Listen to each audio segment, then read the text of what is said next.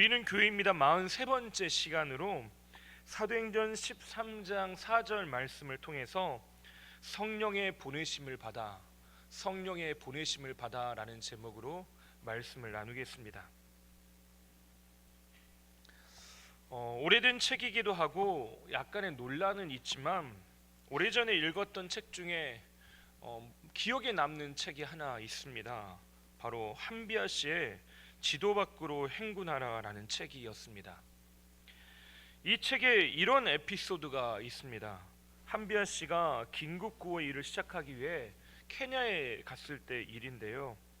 케냐의 이동병원에 대통령도 며칠을 기다려야 할 정도로 유명한 케냐 안과 의사가 있었다고 합니다. 근데 그가 시골에서 아무도 알아주지 않는 그 시골 마을, 심지어 거기에 찾아오는 사람들은 전염성 풍토병 환자들이어서 만지거나 접촉하게 되면 자신도 그 질병에 걸릴 수 있는 어떻게 보면 위험한 환자일 수 있는 사람들을 아무렇지도 않게 치료하고 있는 것입니다. 그때 한비아 씨가 이렇게 물었다고 합니다. 당신은 아주 유명한 의사이면서 왜 아무도 알아주지 않는 이런 험한 곳에서 일하고 있나요? 그러자 그 의사가 어금니가 보일 정도로 활짝 웃으면서 이야기했답니다. 내가 가지고 있는 기술과 재능을 돈 버는 데만 쓰는 건 너무 아깝잖아요. 그러나 무엇보다도 이 일이 내 가슴을 뛰게 하기 때문입니다. 무엇보다도 이 일이 내 가슴을 뛰게 한다. 저는 이 말이 이 책을 읽은 이후로 계속해서 떠나지 않는 한 문장인 것 같습니다. 한비아 씨는 이 이야기의 마지막에 자기 자신에게 이렇게 질문을 합니다. 오늘도 나에게 묻고 또 묻는다. 무엇이 나를 움직이게 하는가?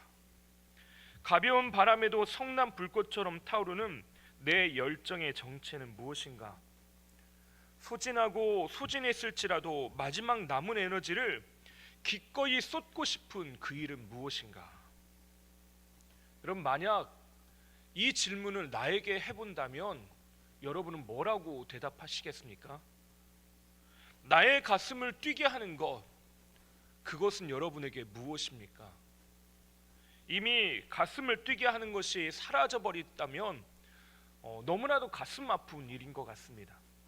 하지만 나이가 훌쩍 하나님께서 부르실 만한 100세의 나이가 가까울지라도 무언가 그 가슴으로 뛰고 있다면 그 사람은 분명한 청년인 것 같습니다. 내 가슴이 뛰고 있는 것, 내 가슴이 움직이게 하고 내 삶을 움직이게 하는 그 힘, 오늘 하나님께서 우리에게 원하시는 건 우리의 가슴이 다시 뛰길 원하신다라는 것입니다. 여러분, 내 가슴이 뛰고 있었던 걸 느낀 적은 언제였습니까? 하나님은 그 일을 우리에게 하기를 원하신다는 것입니다. 우리는 지난주에 새로운 물결을 일으키는 교회의 첫 발걸음에 대해서 이야기를 나눴습니다. 선교적 교회라고 하는 제목으로 말씀을 나눴는데요, 선교적 교회를 우리가 흔히 하는 말로 간단하게 표현해 보자면 이런 말입니다. 모이는 교회, 흩어지는 교회. 아마 한 번쯤은 다 들어보셨을 것 같습니다. 이 말은 매우 중요한 표현인데요, 이전의 선교란 단순히 복음을 전하는 것으로 끝났다면 지금의 선교는 복음을 전하는 가장 중요한 본질을 놓치지 않은 채 그 다음 단계인 변화를 꿈꾸는 겁니다. 내가 복음을 전하였으면 그 복음이 능력이 되어 사람들의 삶을 변화시킬 것이라고 믿는 것입니다. 그러면 우리가 선교적 삶을 산다는 것은 어떤 삶일까요? 내가 멀리 해외에 선교를 나가는 것, 이것도 선교적 삶입니다. 하지만 성경은 그렇게만 이야기하지 않습니다. 매 순간 하나님의 부르심을 받아 믿음의 사람으로서 이 세상 속에서 하나님의 미션을 이루는 사람이 바로 선교적 삶을 살아가는 사람입니다. 직장을 다녀도 돈만 벌기 위해 다니는 사람이 있는데 이 선교적 삶을 살아가는 사람들은 어떻게 살아갑니까? 돈만 버는 것으로 그치지 않고 거기에 있는, 그 속에 있는 하나님의 미션, 하나님의 부르심을 발견하는 사람입니다. 직장을 다녀도 왜, 무엇 때문에 하나님께서 나를 이곳에서 일하게 하시고 하나님은 무엇을 하길 원하시는가, 그거에 질문하게 하시고 또한 그거에 맞춰 살게 하시더라는 것입니다. 내가 이 동네에 살고 있는데 하나님이 왜 우리 동네에 살게 하시는가, 이 왜 하나님이 나를 이곳에 보내셨는가라고 하는 질문을 가지고 그 보내심의 미션을 수행하며 사는 것이 바로 선교적 삶이라고 하는 것입니다. 초대교회는 수많은 사람들이 모여들었습니다. 그런데 그와 더불어 핍박과 환난을 겪기도 했습니다. 그런데 이것이 적절하게 조화를 이루면서 어떻게 됐냐? 역동적으로 이루어지는 하나님의 일들을 이들이 주목하여 보게 되었습니다. 그리고 결국 이 13장 1절에 어떤 일이 일어났습니까? 5명의 리더를 세우게 되죠. 리더를 세워서 교회의 조직들을 정비하게 된 것입니다. 그런데 조직을 정비하면 또 다른 문제점이 생기기 시작합니다. 무언가 시스템을 만들게 되면 이것이 어떤 본질을 쫓아가는 것이 아니라 시스템에 의해서 움직이게 되는 그런 우를 범하기 쉽다라는 것입니다. 5명의 리더가 세워졌다, 이들을 중심으로 교회가 움직인다라고 하면 자칫 정형화되고 권위적인 구조를 가진 조직으로 굳어질 수가 있습니다. 그런데 이들이 그것을 탈피해서 끊임없이 하나님 앞에 어떻게 했다고 이 13장의 초입에 뭐라고 말합니까? 하나님이 하시는 일을 묻고 있었다는 것입니다. 금식으로 기도하였다. 금식하며 성령께서 하시는 일, 성령께서 말씀하시는 것이 무엇인지를 듣고 있었다라고 하는 것입니다. 그것이 바로 교회가 하나님의 일들을 하는 가장 중요한 원동력입니다. 그래서 그들은 하나님의 일들을 꿈꾸고 기대하면서 그 하나님의 음성에 또 어떻게 반응합니까? 또 금식하며 기도합니다. 하나님 앞에서 완전히 자기를 죽이는 과정, 시스템이 교회가 아니라 하나님의 일을 하는, 하나님의 일들을 이루는 바로 우리가 교회라고 하는 걸 이들이 끝까지 붙잡으려고 노력했다는 것입니다. 그 결과 그들이 성령의 음성에 귀를 기울이며 바나바와 사울에게 안수하고 그들을 파송합니다. 그렇게 오늘 말씀에 바나바와 사울이 새로운 발걸음을 걷게 되는 그 장면들이 기록이 되어 있습니다. 그런데 여러분, 이 말씀을 읽으면서요, 제게 여러 가지 생각이 들었습니다. 바나바와 사울의 입장에서 지금 이 첫 걸음을 내딛는다라고 할 때 어떤 마음, 어떤 생각이 들었을까? 회사에 입사해서 이제 첫 출근을 앞두고 있는 사람이 어떤 마음을 가지고 있을까? 물론 엄청난 기대도 가지고 있겠죠. 하지만 더불어 두려움도 찾아오는 것이 사람입니다. 잘할 수 있을까? 어떻게 할 수 있을까? 무엇을 할 수 있을까? 시시때때로 변하는 상황과 환경, 그 앞에서 나는 이 일들을 잘 할 수 있을까? 직장의 여러 가지 문제들이 나를 힘들게 만들거나 어렵지는 않게 만들까? 사람들과의 관계는 잘 맺을 수 있을까? 얼마나 걱정되고 생각이 많아지겠습니까? 교회 파송을 받아 떠나려는 그들의 바라보는 저의 시선을 보니까요, 적어도 그들은 교회의 리더로 인정받고 안정되고 인정받고 있던 그 자리를 떠나는 그들이 어쩌면 섭섭할 수도 있었겠다라는 생각도 들었습니다. 소위 잘 나가는 길을 포기한 것입니다. 교회에 이들이 가르치고 두 사람이 함께 세워짐을 통해서 그들에게 붙여진 닉네임이 무엇이었습니까? 바로 그리스도인이라는 이름을 붙여줬습니다.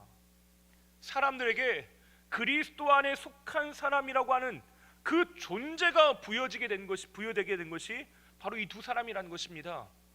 이 사람들이 가르치는 일들을 통해서 성도들이 성장해 가고 하나님의 백성으로 굳건하게 서는 것을 이들이 보았습니다. 그런데 이것을 포기하고 가는 것입니다.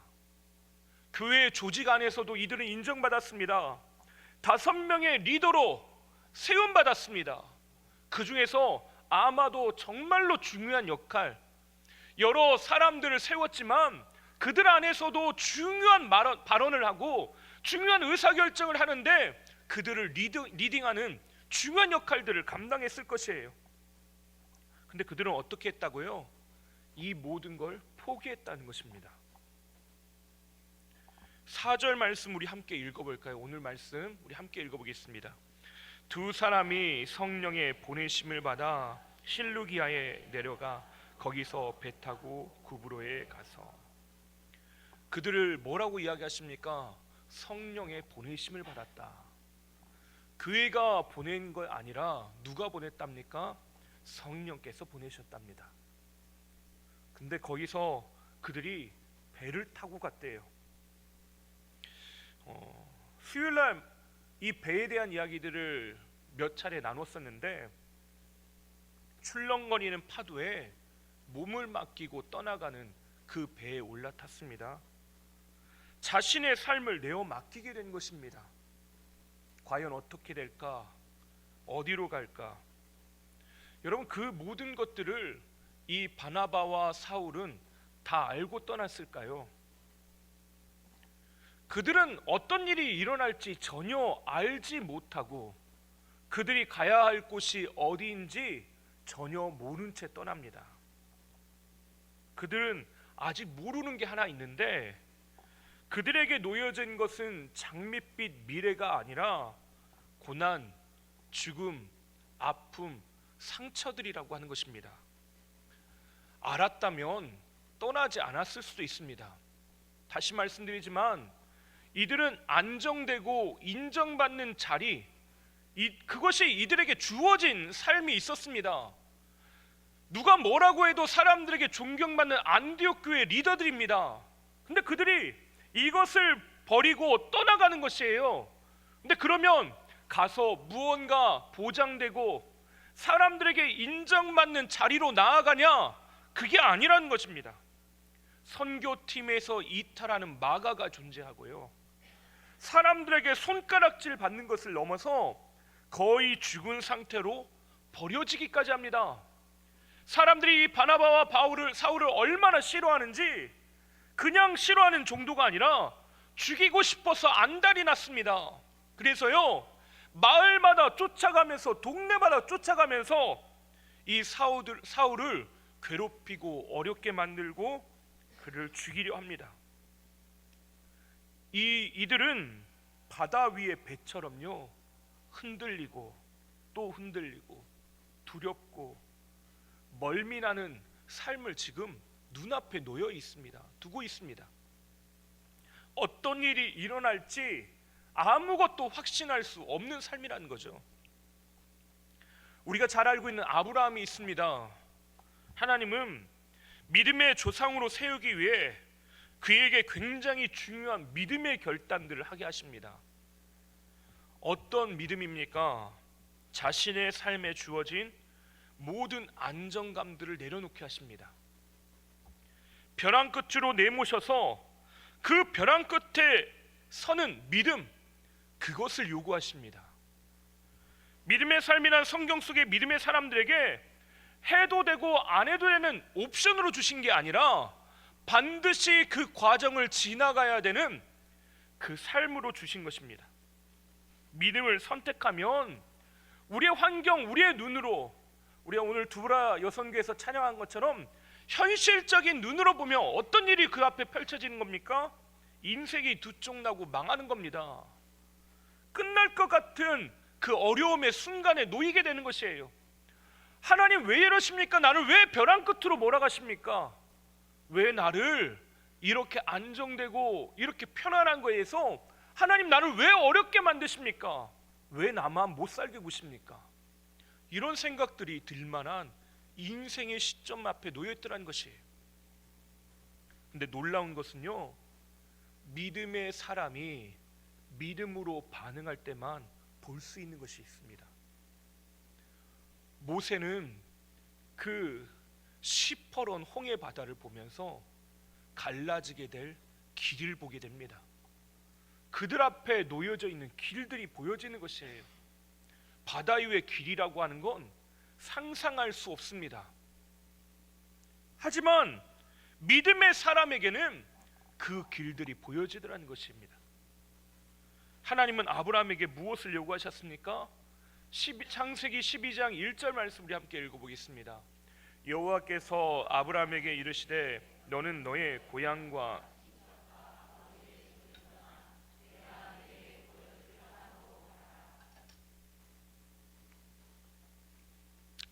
지금 여행을 떠나라고 하시죠. 지금 있던 자리에서 떠나라고 하십니다. 이건 우리가 하는 캐리어에다가 휴가 갈 계획을 세우고 거기에다가 휴가 가서 놀 짐들을 캐리어에다가 쌓아가지고 갈 그런 낭만적이고 재밌고 또 기쁜 그런 여행이 아닙니다. 하나님은 여행을 떠나라고 하면서요, 포기하라고 하십니다. 안정감을 내려놓으래요. 뭘 포기하랍니까? 고향, 친척, 아버지의 집. 별것 아닌 것 같지만 이들에겐 매우 중요합니다. 아브라함은 자신이 살던 고향을 떠납니다. 자신의 고향이 갈대아의 우르입니다. 세상의 중심, 인간의 열심, 인간 문명의 극치를 말했던 바벨탑이 있어질 것으로 여겨진 바로 그 갈대아 우르를 떠나라는 것입니다. 오늘날로 치면 최첨단 문화와 또 향유할 수 있는, 내가 혜택을 받을 수 있는 수많은 것들을 누릴 수 있는 그 공간을 떠나라는 것입니다. 그것으로 끝납니까? 아버지의 집을 떠나라고 합니다. 아브라함은 하란에 머물다가요, 그의 아버지의 데라의 죽음을 경험하게 됩니다. 만약 아버지 데라가 죽지 않았으면 그는 평생을 하란에서 살았을지도 모르겠습니다. 하나님은 그가 가라고 하신 땅이 어디입니까? 가나안 땅, 약속의 땅이에요. 근데 그 아버지의 죽음을 맞이하고 나서야 비로소 가나안 땅을 향하게 됩니다. 자신을 보호하고 있던 그 그늘, 뜨거운 태양빛으로부터 나를 보호해 줄 것 같은 그 가족의 울타리, 그것으로부터 떠나라고 요구하시는 거죠. 근데 그것만으로 그치지 않습니다. 가나안 땅에 입성한 이후에 기근이 들어 애굽으로 내려가게 됩니다. 다시 가나안 땅으로 돌아왔을 때는 하나님의 은혜로 그간 거부가 되어 돌아오게 됩니다. 근데 그때 하나님이 마지막으로 요구하십니다. 조카 롯과 이별하라고 하는 것입니다. 무엇을 떠나라는 것입니까? 친척을 떠나는 것이에요. 자신이 생각했던 원대한 청사진, 내 주변에 필요한 요소들, 내가 안정되고 내가 편안한 삶을 살기 위해서 내 앞에 놓아야 될 이것 저것들, 그 나의 삶을 구성하는 무수한 요소들을 내 앞에 놓여놨습니다. 근데 하나님은 이거 아니라고 다 치워버리시는 거예요. 잠언에서 주님이 말씀하시길, 잠언 16장에서 사람이 그 길을 계획할지라도 그 길을 인도하시는 분 누구십니까? 여호와 하나님이십니다. 근데 우리가 계획을 세운다라고 하는 이 말은 무슨 말이야? 내 앞에 내 삶에 필요한 요소들을 하나씩 펼쳐놓는 것입니다. 마치 시장의 골목에서 좌판에다가 이 물건 저 물건을 팔기 위해서 펼쳐놓는 것처럼요, 이 물건 저 물건들을 내 삶에 필요하다고 그걸 세워놓는 것입니다. 하나님은 이걸 다 치워버리시고 어떻게 하십니까? 그걸 재배열하시는 것이에요. 그것이 하나님이 그 길을 인도하신다는 뜻입니다. 그 길을 인도하시는 분이 여호와라고 하는 뜻은 내가 가지고 있는 삶을 내가 이렇게 배치해 놓고 이땐 이게 필요하고 이것이 있어야 내가 평안하고 이렇게 살 수 있다라고 믿었던 걸 하나님이 다 걷어버리고 다시 그걸 재배열하시는 것이에요. 그래서 뭐라고 말씀하십니까? 내게 보여줄 땅으로 가라. 내가 계획한 땅도 아니고요, 이미 알고 있는 땅도 아니고요, 본 것도 아닙니다. 내가 그려놓은 청사진을 따라가는 게 아니에요. 내가 세워놓은 여행 계획을 따라가는 게 아닙니다. 무엇을 따라가는 것입니까? 내 눈은 지금 가려워져 있다가 하나님께서 눈을 열어 보여주시는 그 길을 따라가라고 말씀하시는 것입니다. 아직 보지 못한 미지의 영역, 하나님께서 그곳으로 이끌어 가실 텐데 거기에 순종하며 걸어가라는 것입니다. 그러면 어떻게 되는 것입니까? 너는 복이 될지라. 그것이 하나님이 하신 약속인 것입니다. 두렵고 무서울 수밖에 없습니다. 왜요? 우리가 보험을 드는 이유는요, 아파서 큰 돈 들어갈 때 필요할 때요, 묻지도 따지지도 않고 보장받으려고 하는 거잖아요. 그런데 하나님의 길들을 걸어갈 때요, 이 보험이 없습니다. 대신 뭐가 있습니까? 약속이 있어요. 하나님은 그 길들을 우리에게 걸어가라고 하시는 것이에요. 자녀가 없을 때 그에게 하나님의 약속이 희미해져 갈 때 하나님은 아브라함에게 믿음의 결단을 요구하십니다. 결국 그것은 모리아 땅의 한 산에서 이삭을 드린 일에 절정을 이루게 됩니다. 자신의 전부, 지금까지 내 인생을 위해 배열해냈던 모든 것들을 다 치워버리고 하나님의 뜻대로 나의 삶을 이끌어 주세요. 하나님, 내 삶의 이 모든 요소들을 하나님께서 재배치하시고 재배열해 주세요. 그렇게 이삭을 하나님께 드립니다. 그러자 주님이 뭐라고 하십니까? 창세기 22장 12절 말씀 함께 읽어보겠습니다. 이제야 내가 하나님을 경외하는 줄을 아노라. 이제야 내가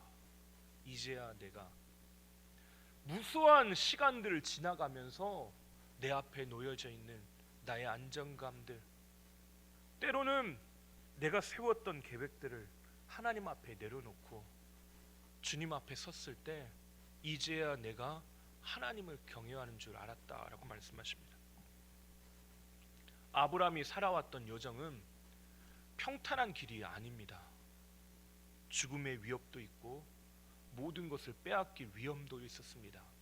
심지어는 비겁한 인생을 살기도 했어요. 바다 위의 배처럼 출렁거리고 흔들립니다. 때로는 파손할 것 같은 위기를 겪어요. 우리랑 살아가는 게 똑같습니다. 근데 왜 그를 보고 믿음의 조상이라고 합니까? 그가 결국엔 하나님 앞에 자신의 인생을 모두 내어놓을 수 있는 사람이 되었다는 것입니다. 그렇다면 우리의 삶도 동일하게 살아갈 수 있습니다. 흔들리지 않는 꽃은 없대요. 하지만 하나님은요, 오늘 우리가 살아가는 이 삶, 그것을 굳건하게 하시고 인도하시고 이끌어 가실 것이라고 약속하십니다. 지난 수요일에 함께 말씀을 나누면서요, 파손할 것처럼 배에 대해서 이야기를 드렸습니다. 갈릴리 바다를 지나가는 제자들과 그 배가 흔들려 파손할 것 같아 주님을 깨웁니다. 주님, 어찌 잠을 자고 계십니까? 이건 주님 왜 평안히 잠자고 계십니까가 아니라 왜 나 모르는 척하냐라고 하는 외침입니다. 왜 하나님은 가만히 계시냐라고 하는 거죠. 근데 그때 누가 그 배에 올라타고 있었습니까? 주님이 올라타고 계십니다. 우린 그걸 잊어버리는 것이에요. 바나바와 사울은 성령의 인도하심을 받아 배에 올라탔다고 오늘 분명히 말씀하십니다. 이 수요일날 말씀을 나누면서요, 예수님께서 40일 동안 시험 받은 이야기를 여러분에게 드렸죠. 거기에 충격적인 말씀이라고 하면서 여러분에게 소개드린 말씀이 있습니다. 누가복음 4장 1절과 2절 말씀 함께 읽어볼까요? 예수께서 성령의 충만함을 요단강에서 성령에게 이끌리시며 마귀에게 시험을 받으시더라. 이 모든 날에 아무것도 잡수시지 아니하시니 날수가 다함에 줄이신지라. 뭐라고 이야기하십니까? 성령의 인도함을 받았는데 어처구니 없이 시험을 받았다가 결론이 아니라 오히려 뭐라고 이야기합니까? 시험을 받을 때 이길 수 있는 유일한 그 비법, 방법이 뭐예요? 성령의 인도함을 받는 것입니다. 지금 바나바와 사울이 지금 어디로 갈지 모르는 그 길에 놓여 있지만 그 배가 안전하게 목적지까지 갈 수 있는 이유가 무엇입니까? 성령의 보내심을 받아 가고 있기 때문에 그런 것입니다. 그래서 우리는 무엇을 구해야 하는 것입니까? 성령의 충만함을 위해 기도해야 합니다. 오늘날 우리가 걸어가는 길이 하나님 앞에 새롭게 보여지고 해석되기를 구해야 합니다. 성령께서 우리의 삶을 이끄시면 우리가 올라탄 배는 출렁거릴지 모르지만 우리의 영혼은 결코 흔들리지 않습니다. 성령의 보내심을 받아 배를 탄 바나바와 사울은요, 결국 온 인류의 미래를 바꿀 수 있는 엄청난 믿음의 여정으로 걸어가게 된 것입니다. 그들은 몰랐을지라도 성령은 알고 계셔요. 성령은 그 발걸음이 얼마나 귀하고 복된 것인지, 내가 오늘 믿음으로 산다라고 하는 것, 내가 하나님을 의지하며 산다는 것, 두려움 대신에 주님을 붙잡는 것, 그 약속을 붙들며 사는 것이 얼마나 귀하고 복된 능력인지 성령은 아신다는 것입니다.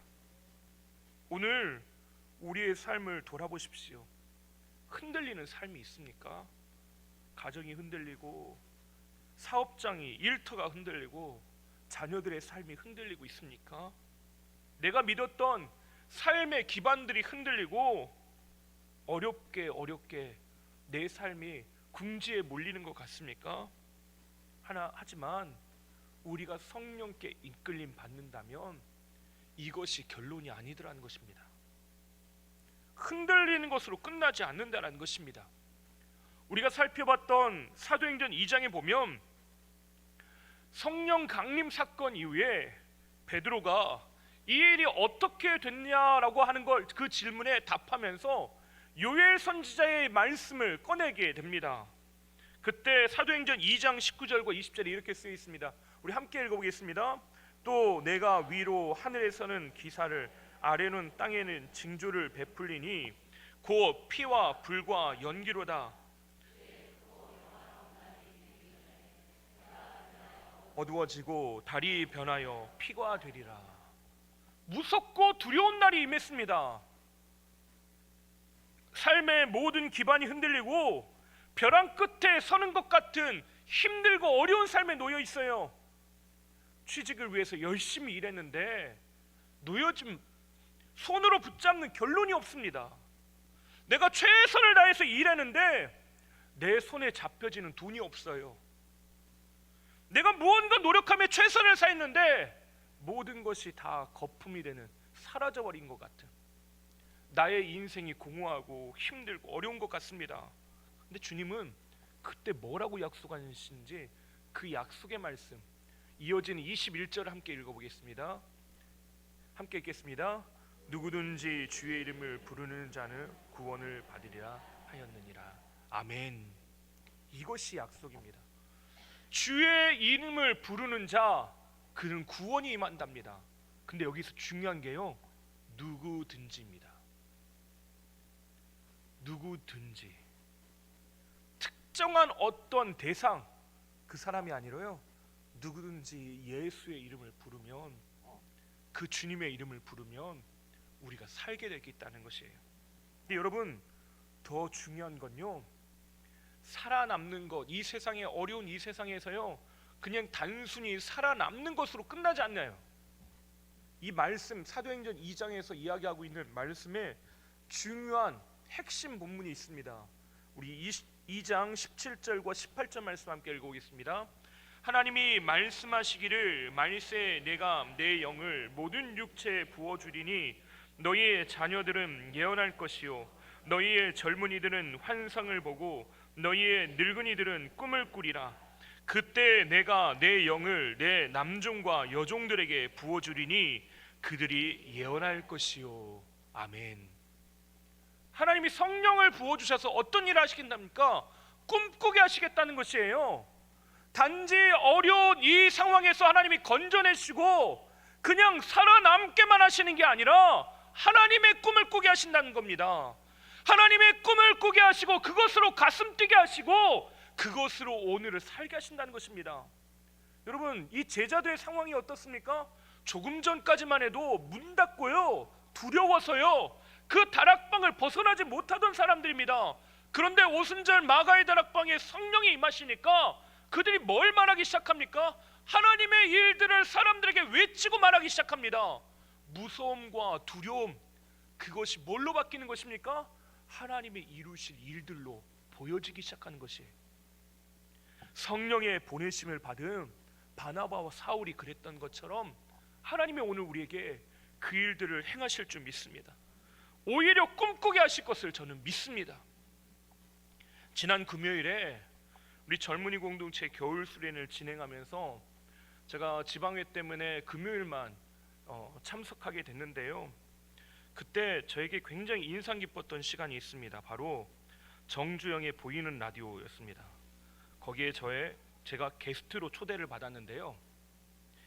무슨 소리냐면 수련회 프로그램 중에 우리 젊은이 공동체가 기획해서요, 정주영의 보이는 라디오, 그래서 우리 함께 참여한 분들이 사연을 올리고 질문을 올려서 여기 있는 거 읽으려고 노력하지 마십시오. 안 보이게 하려고 일부러 작게 놨습니다. 막 일부러 읽으려고 하지 마십시오.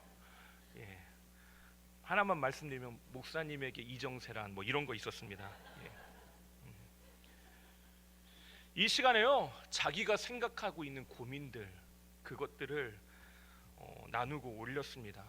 게스트로 제가 참여해서요, 그 문제들에 대해서 같이 함께 이야기하는 시간이었는데 저 굉장히 무서웠습니다. 왜 무서웠냐?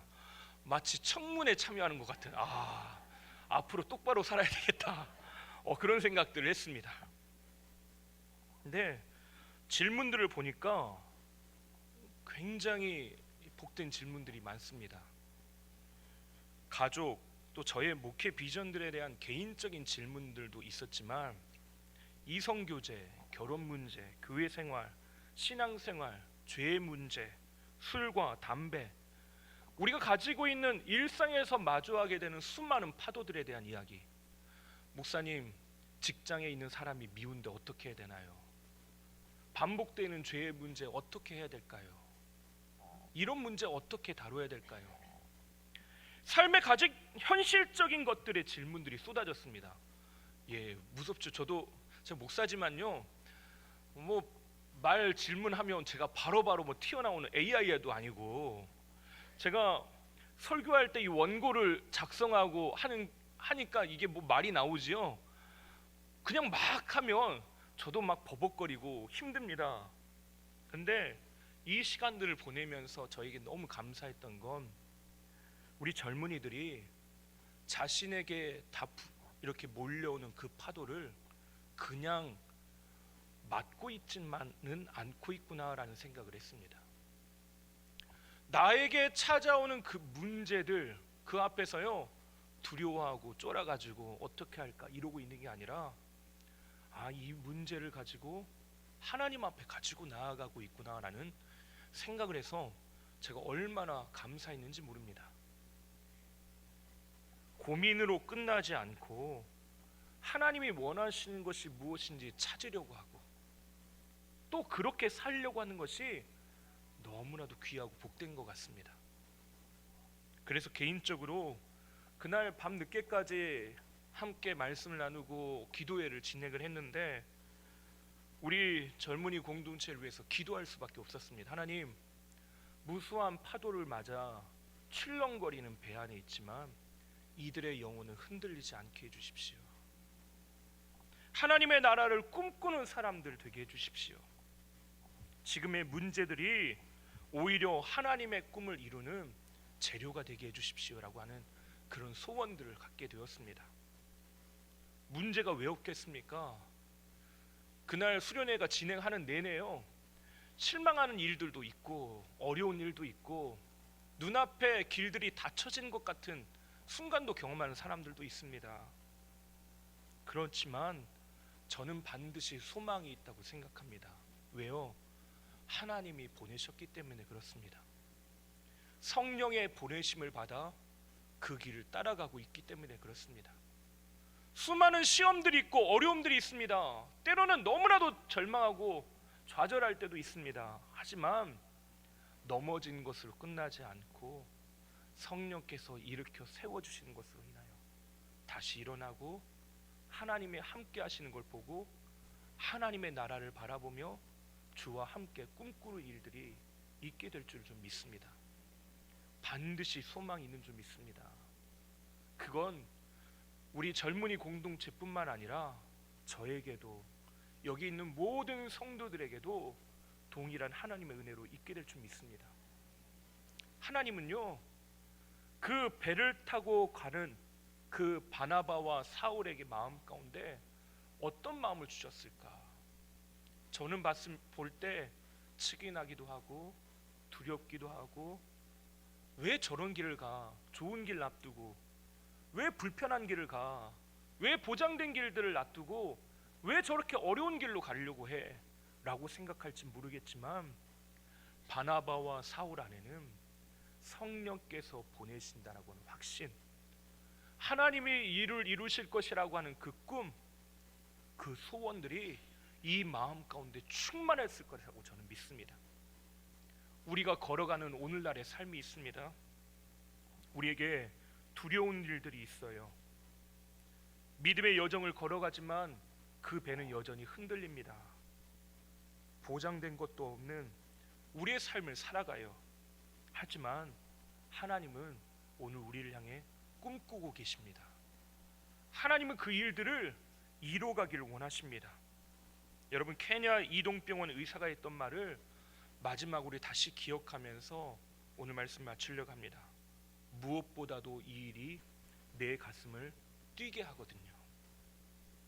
이 일들이 저와 우리 모든 성도님들에게 함께하게 되시기를 주님의 이름으로 축원합니다. 기도하겠습니다. 우리 인생의 선장 되시는 하나님 아버지, 주께서 키를 잡고 이끌어 가시는 그 주님의 배에 오늘 우리가 올라탄 줄 믿습니다. 흔들리는 배가 오히려 하나님께서 꿈꾸게 하시는 은총의 터전이 되게 하여 주시옵소서. 하나님께서 허락하시는 그 귀한 믿음의 삶이 우리 모든 성도들 삶 가운데 있게 하여 주셔서 어려움과 삶의 문제가 끝이 아니라 질병과 재정의 문제, 자녀들의 문제, 가정의 문제, 일터의 문제가 그냥 문제로 끝나지 않고 하나님의 꿈이 이루어지고 하나님의 꿈을 이뤄내는 복된 삶의 터전, 은총의 터전 되게 하여 주시옵소서. 하나님께서 함께 하시고 이곳에 모인 모든 이들을 성령으로 충만케 하사 오늘 그 성령 안에서 우리로 살게 하여 주실 줄 믿사오며 우리 모든 것 되시는 예수님의 이름으로 기도하옵나이다. 아멘.